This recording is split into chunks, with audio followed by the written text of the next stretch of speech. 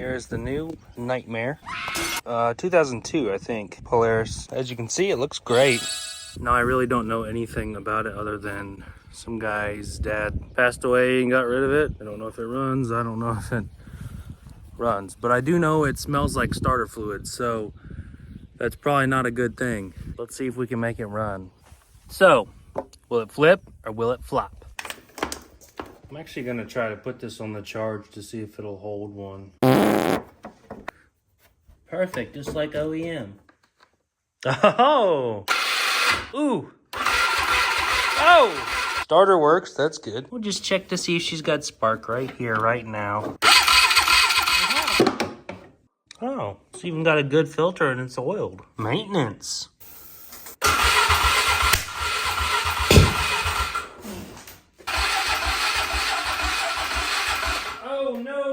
Well, as you can see, it doesn't run very good because I didn't really get it running at all. That could be because the carb's dirty. So what I'm thinking now is I'm going to take the carb off. I'm going to clean that out. It smells like yum. Yeah. You probably also heard my battery was dying. Got to charge that battery. I may just get another one. Then we'll throw some gas in there and see if it actually runs. How does that sound? Does that sound good? I'll catch you later.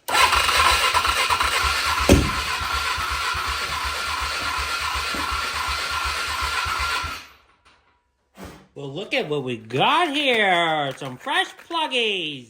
Don't need that. Go ahead and put a compression test on there. See how healthy or unhealthy. Oh! Oh, well, we were at 60 PSI. All right, good news. Research shows that the design of the cam 50 to 90 is a good range, so we might actually have a healthy Polaris. Fresh pluggy. Stop doing that. You know what? That might be the intake valves. That would definitely be the intake valves. If you think about it, piston comes up, the intake valves backwards. So I'm thinking 75 PSI may not be good.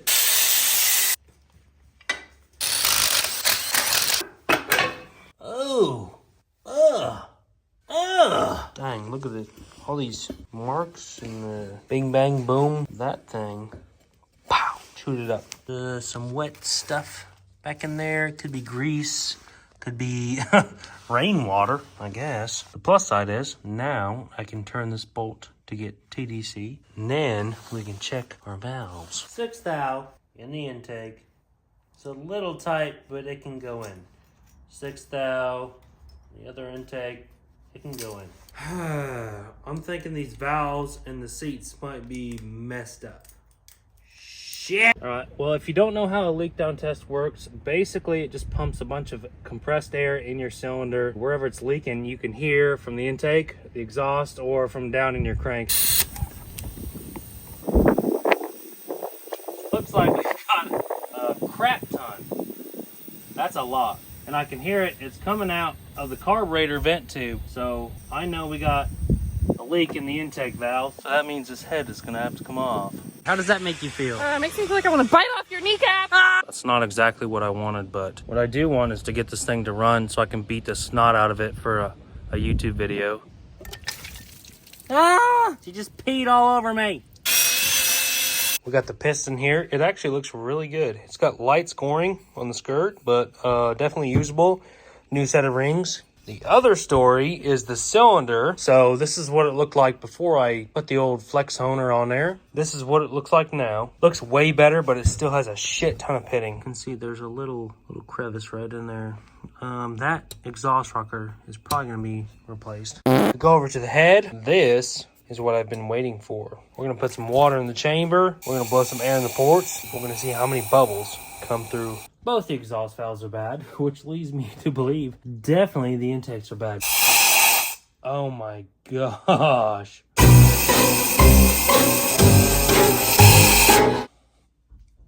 Wow. 3 months later, or $500 later, we got a whole new valve job here. Exhaust valves were reground. Intake valves were bad. I had to get new ones. They gave me my old ones because they were pitted, bro. They're so pitted. Get pitted, so pitted. We got some good head gaskets. We got some cheap head gaskets just because it came with all these other little gaskets that I needed. I bought this. This is a 1168103. I think that should work. Just give her the old dingleberry.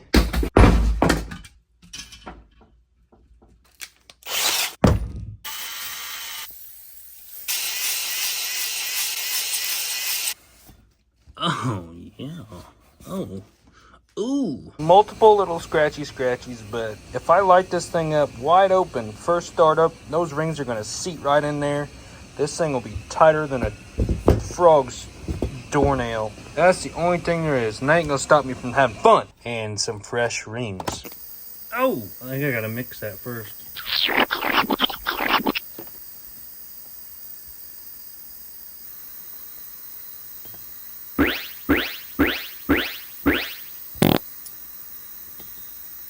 There's your two ways of doing that. Option number 2 is obviously a lot faster, so let's just continue with that method. Saving so much time here. I love it. The valves are 2 different sizes, right? So one of these valves is going to be heavier duty. These 2 have yellow marks, and if you put them next to each other, you can tell that they're pretty much the same. The yellow goes on the intake side. It's in the manual. I looked it up. This is all just a prank. I got one installed. I'm just playing, guys. That's not really how you do it. Do you want to see how you do it? I'm gonna do one for you with my kit here. If you don't want to see, too fucking bad. Watch it anyway. The spring part where it's closer, you know, more togetherness, that goes down towards the head. It's called a progressive spring, and it progresses when you spring it. Then we have your cap. They look like they're all the same, so I'm gonna roll with it. Basically, this is gonna sit right in there on that valve. You've got that pushing on that spring. Tighten her up. Can you see in there nice and good? That end of the valve is peeking out right through there, so we can slide our keepers in there and get you a pair of Nebel Nobas here. Then it helps if you get some grease on there too. That way they don't just fall right out, but just kind of stick them on in there. There it is. Now you can see. Maybe you can't see, but I know that I can see, and you're just gonna have to trust me. I am. No, just do that times 4, and then your head is assembled with valves in it. Gapping these rings are going to be the next step.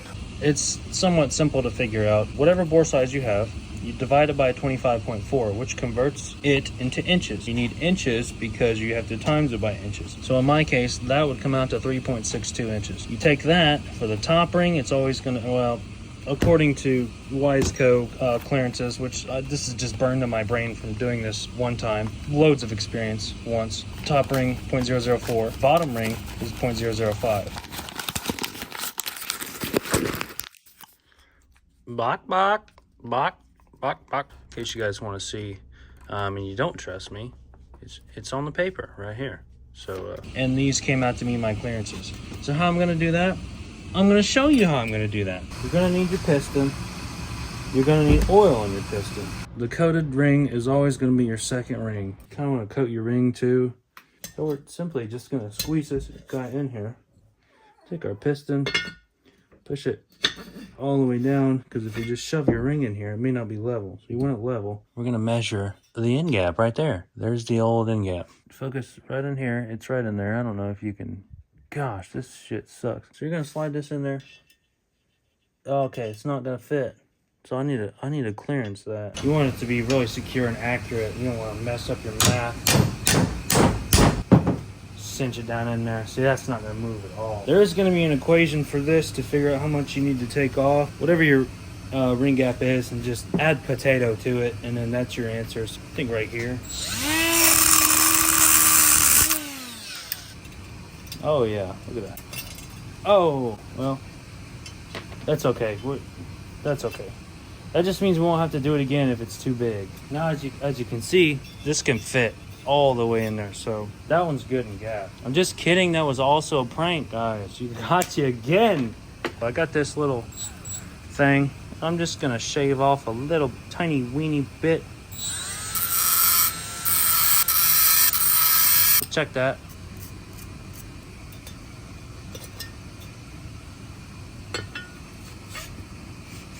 Oh, you can already tell that's way bigger, huh? Slides right in there just like it should. That one's good. Do the same to the top one. Top one is 14,000. That one goes right in there. So don't have to mess with this one, just the second one. This is also a critical step that people overlook often. We just put oil, we grinded this ring down, we put all those nasty dirties in there. Oh, we gotta get all these parts clean. Get in the freaking shower. You don't want any dirt from your body falling off in there. Now don't forget to give it a good blowy after your shower. I don't know how that stays in there. It's just gonna have to stay in there, whether it wants to or not.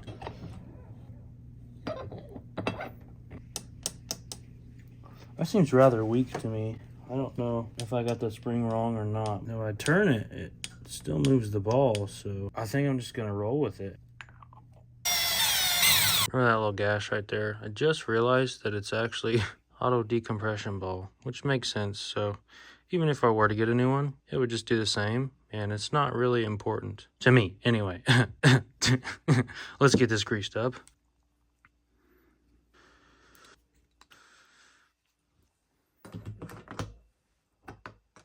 I found that these are supposed to be torqued to only 10 foot-pounds, which for this size of bolt seems a little weird, but I don't know. I got my inch-pound reader just so it's more accurate. I may not even include that in the video because maybe I don't want you to know my secrets, but if you were subscribed, I'll be able to tell you my secrets. Oh, yep. There's no front markings, there's side markings. Apparently the side markings go towards the magneto. Oh, yeah. Now we're in, now we can put our C-clip in there. Ugh, somebody didn't shower with this thing very good. Got my Nebo Nobis, really hate these all the time. And I usually end up flinging them into outer space, so let's see if I can get this one in there. Oh my god, no way. Dude, everything I just said before that was a lie, and I pranked you again. Now when you put your rings on, don't forget the orientation. Here's the orientation.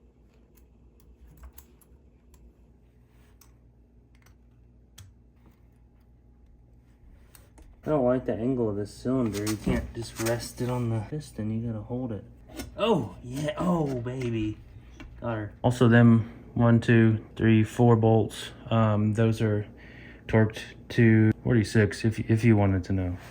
They look like this. They are, gosh dang, come on guys. They're 12 mil, I think. 46. Dowels. Okay, you're gonna need some persuasion. Here's the other one. The other one? Oh, that's a good dowel. This is a bad dowel. Head gasket. No, wait a minute. Wait. Timing chain guide. Head gasket. Head assembly. This seems kind of heavy. Yeah, these freaking head bolts are kind of crazy to torque. But they're 14 millimeter, 12 points. You gotta go 22 foot-pounds, then 51 foot-pounds, then loosen them 180 degrees, and then loosen them another 180 degrees, and then torque them to 11 foot-pounds, and then go 90 degrees from that. You guys can use your imagination. I'm not doing that. Create it however you will. I could be naked if you want. I could be on the beach doing this. Have at it. It is time to time. It should be pretty simple, I think. This little pin's supposed to be up and down. You can't mess up the sprocket. The sprocket can only go on there one way. There it is, real close. And I can't see shit in there. Yeah, we're pretty much. Put a little blue Loctite on these guys. I think they're supposed to be like torqued to 6 foot-pounds, which is nothing. Before I crank on these with the ratchet, I'm gonna go ahead and put the tensioner in there, because if I try to crank this, it might jump time and have to do all that crap all over again. I don't know which way's up, but I can be smart about it. Notice that there's some... You gotta be focusing. Notice some mold on this side more than, or moss or whatever, than there's this side. So probably it's gonna go in there like that. Good enough. Tensioner is pretty easy. It's literally just a spring, and this thing's gonna shoot out of my hand, and I'm gonna lose it, and then I'm gonna have to buy a new one, and then Just gonna have to wait another week. But that was just a joke, apparently. Okay, so now it's safe to tighten these, put some pressure on there. That feels like 6 foot-pounds. Probably more, honestly. Okay. Oh, he's got compression now. I do be believing that's all the important stuff. Everything else is just all the engine covers and the intake and the fuel. So next clip, you guys are gonna see this thing run. I couldn't seem to find my dang petcock. I think I broke it and threw it away because there's a little nipple in there. I went ahead and rigged up my own little fuel tank. No, this is not gear and wet brake oil. I put gasoline in there. I did put 2-stroke gasoline in there because that was the only gas I had, but I'm so excited to get this thing running that I wanted to do it. So I did that. This is the moment of truth. Will it flip or will it flop?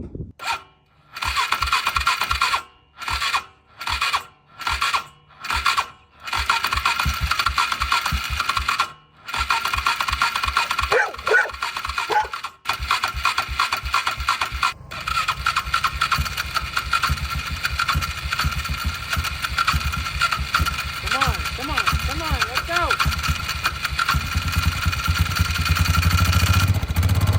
Ah, yeah.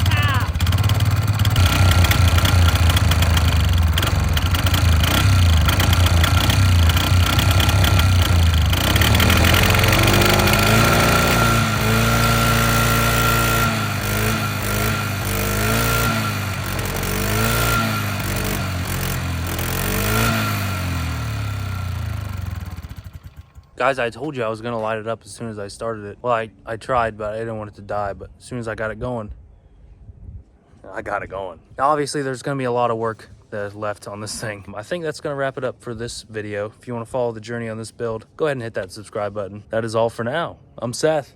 This is Flip Flop Motors. Catch you later. Go and try your luck. Test me in again, we let it rain. Please don't start us up. Got that black and white, that yin and yang. Mr. Officer, please don't search us, we don't got a thing. You gotta look at the camera. Look at the camera. Oh, look. No, look that way.